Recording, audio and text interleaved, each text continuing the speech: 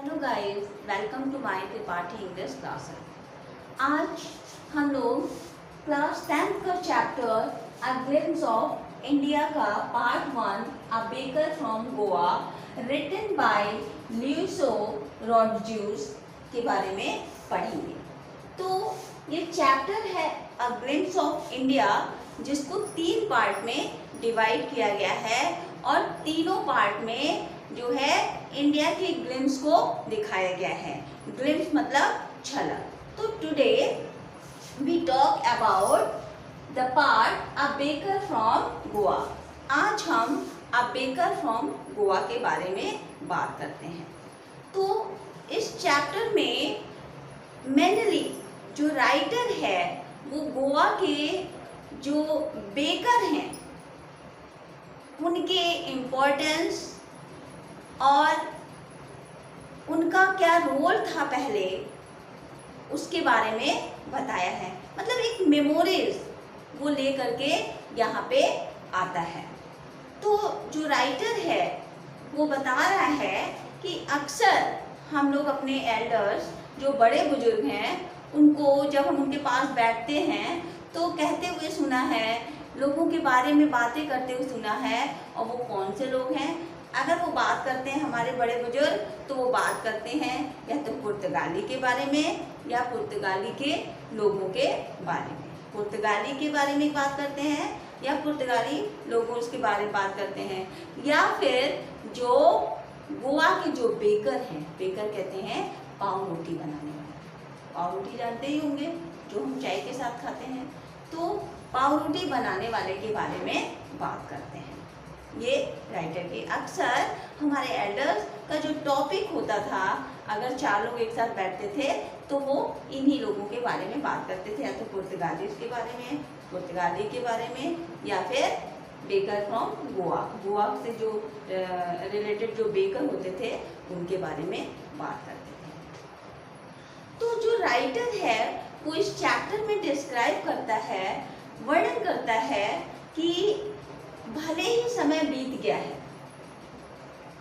धीरे धीरे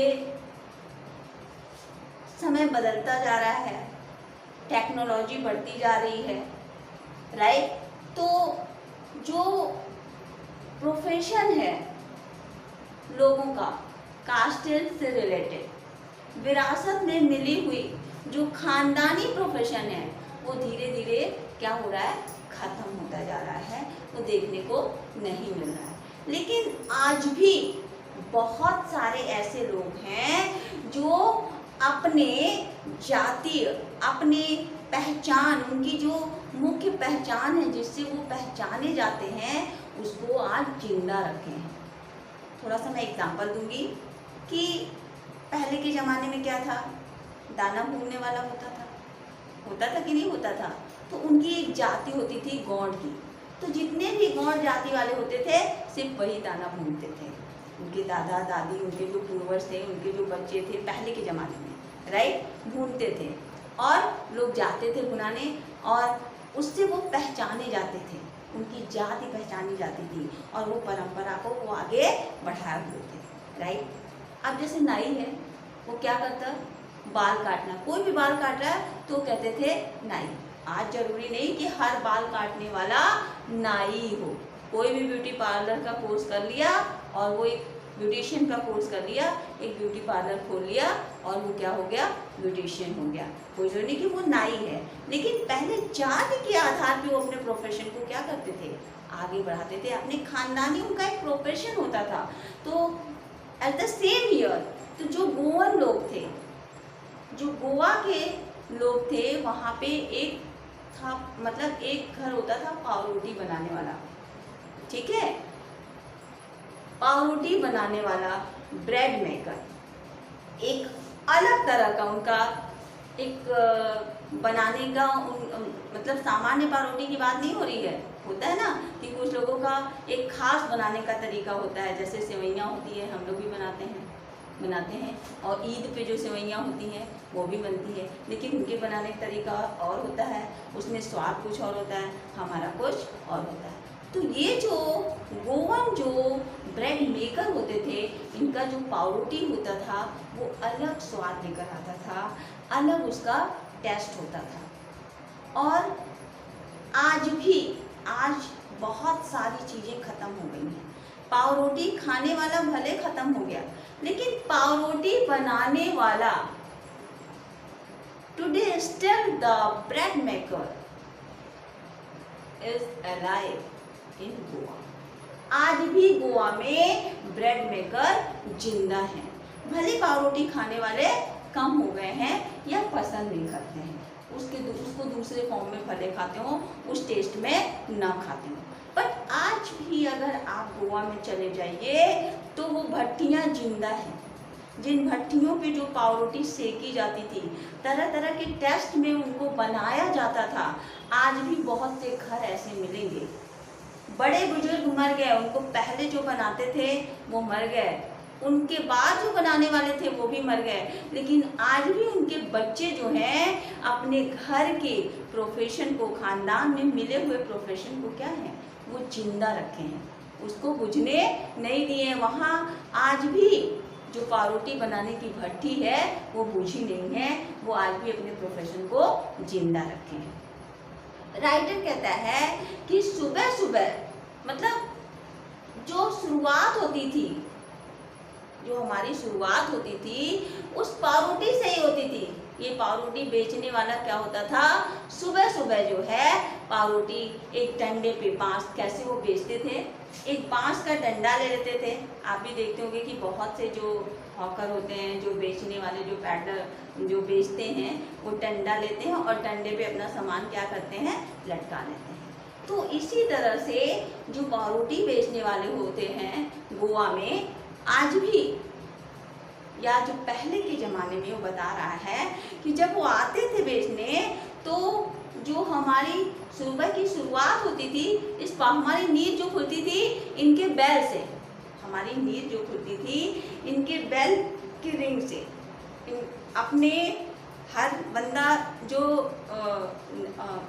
फेरी वाले होते हैं वो अपना अपना सिंबल लगा लेते हैं, कोई घंटी लगा लेता है, कोई भोपू लगा लेता है, बजता है तो आप समझ जाते हैं कि ये वाला बेचने वाला आया है, राइट। तो इस चैप्टर में भी ऐसा कुछ बताया गया है कि एक डंडा होता था बांस का, उसमें बास्केट लगा होता था, उस बास्केट में वो अपना पावरोटी भरते थे, कई फ्लेवर में, कई तरह के डिज़ाइन में, कई तरह की चीज़ें बना करके, मीठी और चुरचुरी, राइट।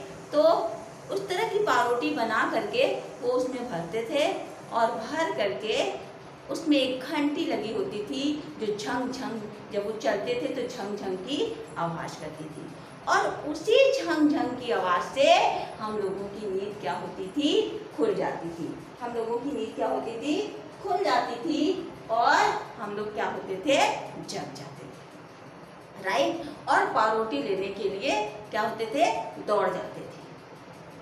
ऐसा नहीं कि उस पावरोटी के लिए, पावरोटी तो बड़ों के लिए होता था, पावरोटी किसके लिए होता था, बड़ों के लिए, और इनके लिए क्या होता था, जस्ट मिनट, ये जो होते थे पाव चूड़ियों के लिए दौड़ते थे। किसके लिए दौड़ते थे, पाव चूड़ियों के लिए। जो बच्चे होते थे, पाव की बनी हुई चूड़ियाँ, एक विशेष तरह होता है ना, एक मिठाई वाला आता है, अभी भी आता है, घंटी बजाता है, वो लसलसी मिठाई होती है, उसका ऐसे ऐसे करके वॉच बना देता है, तो कहीं ऐसे ऐसे करके माला बना देता है ना, आपने देखा होगा। तो उसी तरह से ये पावरोटी भी कई डिज़ाइन है। तो ये कहते हैं कि हम लोग वो पावरोटी लेके आते थे, तो ऐसा नहीं कि हम लोग पावरोटी के लिए दौड़ पड़ते थे, हम लोग पाव चूड़ियों के लिए दौड़ते थे। पावरोटी तो बड़ों के लिए होता था, और जो कि नौकरानियों के द्वारा अंदर पहुंचाया जाता था, राइट, अंदर पहुंचाया जाता था। अब जब सुबह सुबह ये लेकर के आता था झंग झंग की आवाज़ करते हुए, और गुड मॉर्निंग करके घर के जो मालकिन होती हैं उनका ये अभिवादन करता है, और घर के नौकर नौकरानी के द्वारा उसकी पावरोटी अंदर तक पहुंचा दी जाती है, और हमको तो ढकेल दिया जाता है। राइटर कहता है कि जब हम बच्चे दौड़ते हैं तो हमें तो ढकेल दिया जाता है, राइट, हमें ढकेल दिया जाता है, लेकिन हम भी कम नहीं हैं। किसी तरह से टेबल पे या किसी चीज़ पे चढ़ करके एक बार जो बास्केट होता था उनका, उसमें झांकी लेते थे, पाँव चूड़ियों का दर्शन कर ही लेते थे कि है कि नहीं है, राइट। और जो बेचने वाला होता था, जो पावरोटी बेचने वाला होता था, एक विशेष तरह का उनका ड्रेस होता था, एक विशेष तरह का वो ड्रेस पहन के आते थे जिसको कबाई कहा जाता है। इसको नोट डाउन कर लीजिए, ये ऑप्शनल क्वेश्चन में पूछा जाता है कि जो गोवन पाव मेकर थे वो कैसा ड्रेस पहनते थे, या जो ड्रेस पहनते थे उसका नाम क्या था, कबाई, जो कि एक लंबा फ्रॉक कुर्ता घुटने तक होता था। तो उसको पहन करके वो डंडा लेके आते थे, उसमें एक झंग झंग की आवाज़ करने वाली बैल होती थी, उस पर बास्केट लगा होता था, उस पर ऐसे लगा के टेक लगा के जमीन से, और वो खड़े हो जाते थे। फिर नौकरानी के द्वारा वो सामान अंदर आता और बड़े बुजुर्ग उसको क्या करते थे, खाते थे, और हम भी खाते थे। ब्रश करने की जरूरत नहीं थी। ब्रश करने की जरूरत क्या थी? ब्रश शेर थोड़ी ब्रश करता है। राइटर कहता है कि ब्रश करने की जरूरत क्या थी, शेर थोड़ी ब्रश करता है जो हम ब्रश करें। बिना ब्रश किए हम टूट पड़ते थे उस पे, बिना ब्रश मंजन किए उस पे टूट पड़ते थे। क्यों? क्योंकि सुबह की गरम गरम चाय से उसको खाते थे, तो चाय से तो मुंह गर्म पानी से, वो गर्म पानी का ही काम करता है, तो उससे तो मुंह खुद ही धुला जाता है, राइट, खुद ही मुंह धुल जाता है। तो इस तरह से हमें ब्रश करने की ज़रूरत नहीं थी और हम उसको खाते थे। इतना ही नहीं, ये तो रोज की बात थी, रोज का दिनचर्या था कि पर डे वो कम से कम दिन में 2 बार पावरोटी बेचने वाला जाता था, सुबह और शाम, ट्वाइस अ डे, 2 बार वो पावरोटी लेकर के बेचने के लिए जाता था। ये तो रोज की बात हो गई, लेकिन ऐसा माना जाता है आज भी कि गोवा का कोई भी ट्रेडिशन, कोई भी ओकेजन बिना वहाँ इस जो पावरोटी की हम बात कर रहे हैं, ये बेकर की बात कर रहे हैं, इनके पावरोटी के बिना वहाँ कोई भी ओकेजन हो, कोई भी प्रोग्राम हो, वो पूरा नहीं माना जाता है, अधूरा होता है। कोई भी फंक्शन होता है उसमें पावरोटी से बनी हुई चीज़ अगर ना हो तो वो वहाँ का फंक्शन माना ही नहीं जाएगा। गोवा का फंक्शन माना ही नहीं जाएगा। ये वहाँ की परंपरा, मतलब वहाँ का एक ट्रेडिशनल एक रीति रिवाज है, जो कि एक वहाँ का रीति रिवाज है कि कोई भी, चाहे शादी विवाह हो, चाहे मुंडन हो, चाहे आप कह लीजिए छोटे मोटे फंक्शन हो, राइट, सब में ब्रेड की बनी हुई चीज़ अगर ना जाए तो वो चीज़ अधूरी मानी जाती है। शादी विवाह में भी ब्रेड से बना हुआ मिठाई जरूर जाता है, और जो शादी विवाह में जो ब्रेड की बनी हुई मिठाई होती है उसको कहते हैं बोल। क्या कहते हैं? बोल। आप इसको नोट डाउन कर लीजिए। ये छोटे छोटे जो इम्पोर्टेंट क्वेश्चन बोर्ड एग्जाम में पूछे जाते हैं, इसको आप नोट डाउन कर लीजिए। ऑप्शनल क्वेश्चन में पूछते हैं 20 नंबर में, ऐसे एक एक करके आपको 20 नंबर क्या करना है, लेना है, राइट। तो जो शादी विवाह में, ओकेजन्स में, शादी में जो पाव के जो मिठाई बनते थे उसका नाम था बोल। और बिना पाव रोटी के, बिना पाव के बने हुए मिठाई के कोई भी पारंपरिक जो उनका प्रोग्राम होता था वो अधूरा माना जाता था, पूरा नहीं माना जाता था, राइट। और उसका सभी लोग, घराती बराती जो गेस्ट होते थे, सभी आनंद उठाते थे। ऐसा नहीं कि लोग खाते नहीं तो बंद हो गया, आज भी जिंदा है, आज भी ये परंपरा जिंदा है। जब आप गोवा में जाएंगे तो आज आप भी पावरोटी की भट्टी बहुत सारे घरों में जलती हुई दिखेगी। आज भी उनके घर की भट्टियाँ बुझी नहीं है। ऐसा कहा जाता है कि जो पावरोटी बनाने वाले हैं वो घर से बड़े समृद्ध होते हैं, वो भूखे नहीं मरते, वो भूखे नहीं मरते, उनका परिवार बहुत ही सुखी और समृद्ध होता है।